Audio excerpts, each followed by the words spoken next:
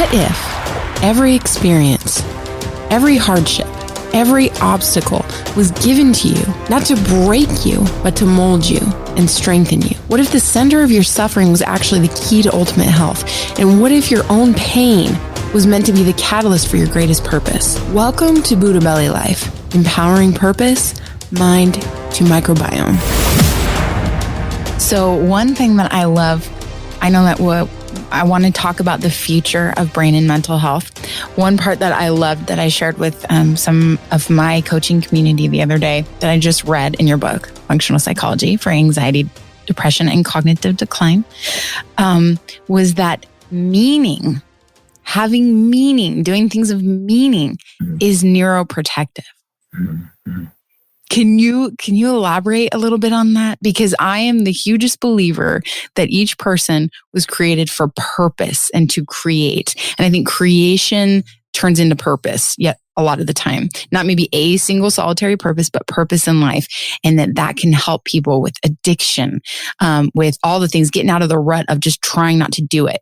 Whether it be a diet, issue of having a food addiction, whether it be a drug or alcohol or substance addiction or depression or anxiety, that if we can tap into purpose while we're working on nurturing our bodies and doing therapy and doing the things, that it can just skyrocket us into a place that sticks and keeps us there. And when you said that in your book, meaning is neuroprotective, I just think that is the coolest thing. Can you elaborate a little bit on that? Yeah, sure. So again, this approach is holistic, meaning we're working on every level: body and brain, heart, the emotional level, mind, the cognitive level, and spirit as well. All four levels, all of these get integrated into the brain and the self, right? They all become synthesized into this unitary experience of ourselves. And I guess where I'm coming from is that underneath it all, our fundamental identity, I think all the spiritual traditions really say this, our fundamental identity is spirit, is the soul. And I think in many of these traditions, each individual soul, each spiritual being is unique. There is something universal and impersonal to our spiritual nature that is one with everything and one with the divine. But there's also something unique to each individual soul. And that we incarnate, we take birth in order to learn certain things and in order to contribute certain things to this world.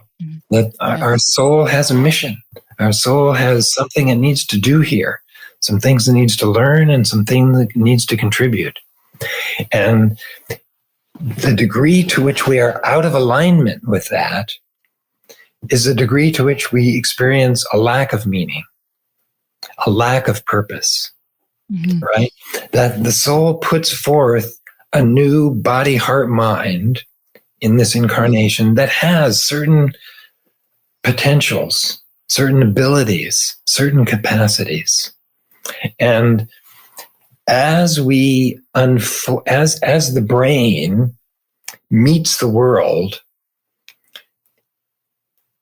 meets the challenges of the world, that calls forth these abilities, that calls forth these talents that we have inside ourselves, right? People talk about stress as only a negative thing. And chronic stress and severe stress is negative. It slows down the neurogenic rate. It creates inflammation, bad for the brain, bad for our mental health. But moderate stress, short-term stress, actually is good for the brain. It increases the neurogenic rate. And a short-term stress is a challenge that forces us to sort of bring forth new abilities, new capacities as we meet that stress, that moderate stress. And if we can find, it's sort of a Goldilocks zone of stress where we are challenged by life in a way that is optimal, that sort of brings forth our brain's capacities, our self's capacities. And as we do that, optimally, we enter this state of flow, right? What Csikszentmihalyi talked about is the state of flow, where there's this optimal meeting between, it's like, if the challenge is too simple, it gets boring. If it's too much, then it's frustrating. But if it's just right, then this state of flow is created, where there's this optimal meeting of our abilities, our potentials that then get actualized in life, right? We find our true work. We find the people we are meant to be with. There's this state of flow. And that's where the soul's program, the soul's mission begins to come forth, right? That through the brain's capacities and abilities, through the self's just inherent potentials, in actualizing those, life is meaningful. We feel, and that state is neurogenic.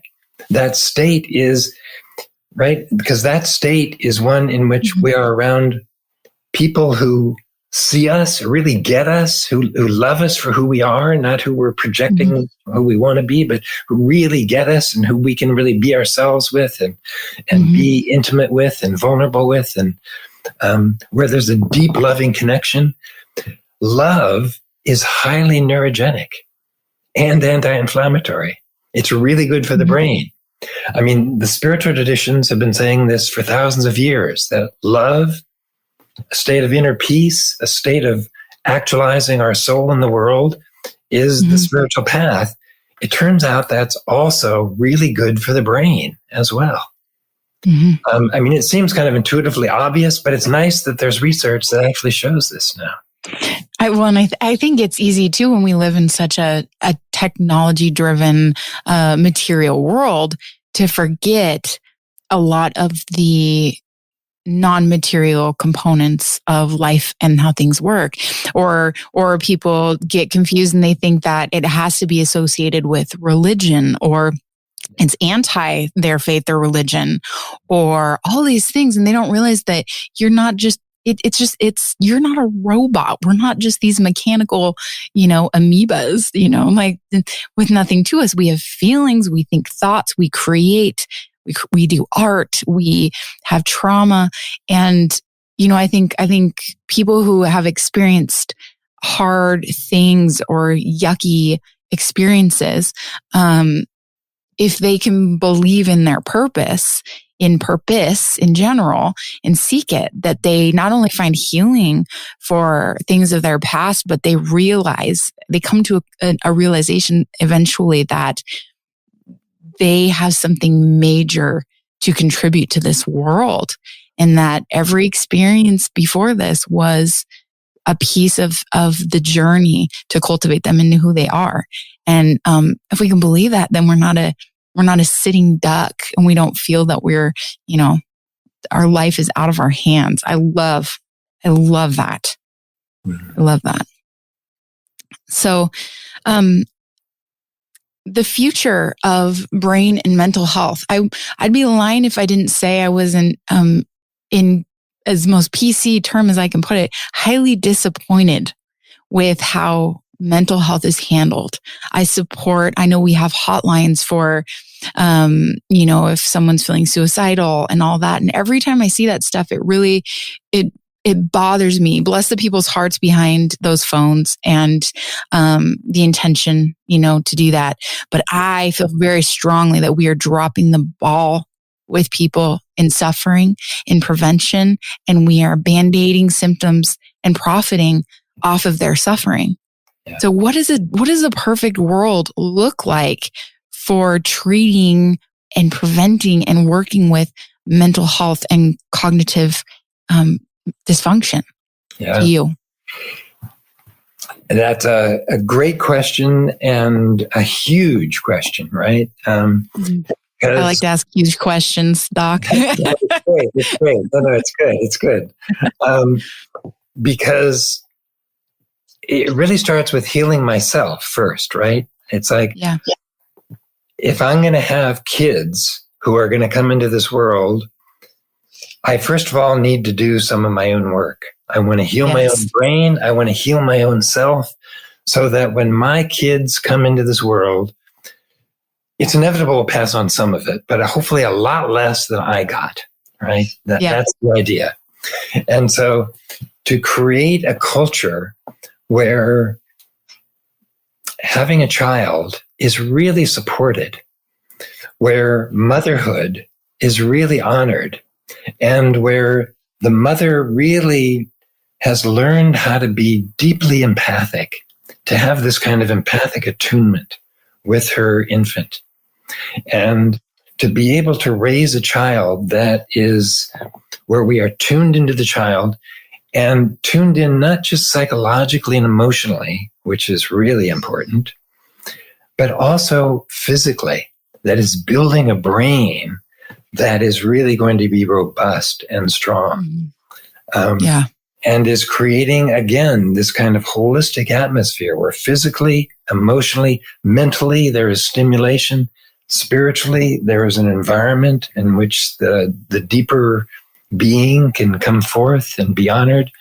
I think that this kind of holistic or body, heart, mind, spirit environment is important. And what we see in the world today is, as you're saying, very technological, very materialistic, very consumer-oriented, very oriented around pharmaceuticals to treat things, rather than really looking at what does the brain need to heal, what does the self need to heal, and most important of all, how do we prevent this, right? An ounce of prevention is worth a pound of cure.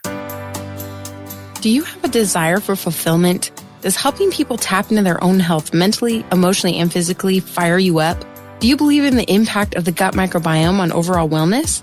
You may be an HWCA coach. For more info on our cutting-edge health coach trainings, visit hwcacoach.com.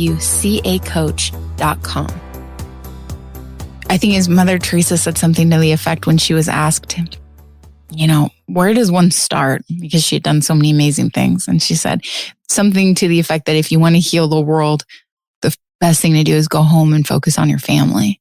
Like focus on, which feels, it can feel weird sometimes for people who are really driven to give and do things of purpose, because there's a whole world out there that's suffering, but if we all, in order to be the best with our kids, I've learned this. My husband and I have a combined family of 6 children below the age of 11. Wow. Yeah, it's crazy. And we've never delved so much into our own healing and growth than through this process of coming together, the two of us, and the raising of this blended family of children.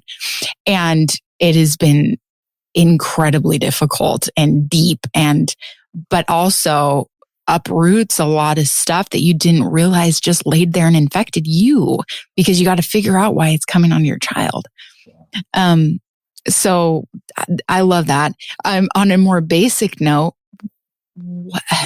I know this is a touchy subject for people, and I'll make this statement because I'm not going to put this on you, but when it comes to what we are feeding our kids, that obviously the emotional nourishment is so important, but I know that I am very keen as to the damage that we cause to our mental health of our children, and with the absolutely skyrocketing rates of mental health and even suicide amongst teens and young children and kids. I know that that what we are feeding and how we are nourishing their internal bodies affects their little brains so much as they're growing and developing. And it's almost a taboo subject to talk about because we don't want to invoke shame in people. But also I feel like it's like ignoring the secondhand smoke in the car with the child in there. I think it's important for us to know what it's doing with our kids and what the food that they're consuming is doing to their brain development. Absolutely. Eating organically, first of all, would be the single most important thing anybody can do. The other thing I think would be making sure that the kids have enough omega-3 fatty acids. If there's one change I would go back and make with my kids, I would add a lot more omega-3 to their diet. Because again, it's the fundamental building block of the brain. And also eating this neurogenic diet. I don't think ketogenic is so important when you're raising a child, but certainly anti-inflammatory and gut-friendly. Not doing antibiotics unless absolutely necessary, and then doing some probiotics, but more than doing probiotics, then increasing the numbers of strains, right? Mm-hmm. So we not only need to heal the tight junctions of the intestines and heal the gut, but we need to increase the number of strains. So it used to be thought that we had way more bacteria than we do cells of the body. Mm-hmm. But they did a recount and they now think it's about the same. We have about 40 trillion cells in the body and about 40 trillion bacteria. Mm-hmm. And of that, in indigenous cultures, they have about 20,000 different strains of bacteria. Mm-hmm. In the West, we have about 10,000, mm-hmm. sometimes as little as 1,000, mm-hmm. which is a disaster for the immune system, right? Because 80% of our immune system is there. And so we need to increase the number of strains. Probiotics are helpful. Like there are certain probiotics which have been shown to decrease anxiety and depression scores by 50%. Mm-hmm. There are other strains which have been shown to increase cognitive scores. And the book goes into these. But more than that, I think doing those is important. But more than that, we need to increase the number of strains by hundreds at a time. Like eating a lot more fiber, mm-hmm. increase the number of strains. Because it feeds them. It's their preferred food. Exactly. It's like the obstetrician telling the pregnant woman, you're not just eating for one. Here, you're eating for 40 trillion. Yes, I'm going to make a note to quote that because that's a good one. and going into nature, when you just inhale in a forest, you are taking in hundreds of strains of bacteria, which get into your nasal passages, go down to your throat, and colonize your gut. Mm. If you're swimming in the ocean, just swallow a couple of gulps of ocean water. You'll be taking in hundreds of strains. If you're working in the garden, don't wash yourself off immediately. Let some of those bacteria get onto your skin, and they'll eventually find their way into your body. So we need to be not so antiseptic. Another difficulty with the whole coronavirus thing is that everybody was cleaning everything all the time. A disaster for the microbiome. Mm-hmm. Mm-hmm. And then let's also add sugar consumption to that list, especially with our kiddos. I would say, I was astonished at the things that were being offered at some of our kids' schools. Our kids go to two different schools. But one of them, we asked, what do you eat? One of the schools, we have to pack all lunches. Always have done that. Pack lunches, whatever. But the other one, and we share our children, not in just our house and things like that. So, they're eating school lunches and we found out from our 5-year-old that she was picking the veggie tray every day. So I asked what was on her veggie tray, and every day it's something similar to this. It's a chocolate chip muffin, a sugared yogurt, a string cheese, and chocolate milk. This is every day. This is considered lunch. And I haven't even done the math to add up how many grams of actual sugar that is, and how void of actual nutrition that is, and how the heck we are giving this to our kids and calling it nutrition. But you want to grow the gram-negative bacteria in your gut rather quickly, you just consume a lot of sugar and starve them of fiber, like you said. That good, solid fiber that's supposed to feed all the bugs. So sugar. Be aware. Thank you for saying that. I didn't say this back then when we were talking about this on a previous one, but it turns out that a high sugar diet will cut your neurogenic rate in 2. Whoa. So you imagine being a kid who has a high neurogenic rate and who needs a high neurogenic rate to build this brain. Cutting that rate in 2, it's going to have a disastrous effect. And you look at the standard American diet, sugar, cereal, and it's just like the way you describe it, it's unbelievable. That is a disaster for American kids' brains. Absolutely. And then we're trying to diagnose them with ADD, ADHD, behavioral function, focus issues and everything else. And we're not even coming back to the drawing board of how we're supporting or not supporting their brain and its functionality. Exactly. Then you add to that screens and technology. And we're not shaming anybody, you guys. This is just education is power. And then we make the choices. So if we don't know what we don't know. But once you know it, you can choose different. And I think that's what's important with that. I'm going to put all the links, you guys, in the show notes. And you can find, I'm sure you can find on Amazon where I did, if you want the book that I'm reading right now. It is called Functional Psychology for Anxiety, Depression, and Cognitive Decline. And you can go to brantcortright.com, which is BrantCortright.com to find more information about Dr. Brant Cortright and everything he's doing. Thank you for joining us for another empowering episode of Buddha Belly Life. For more information on gut health and mindset resources, visit BuddhaBellyLife.com. And remember, heal yourself and then empower others to do the same.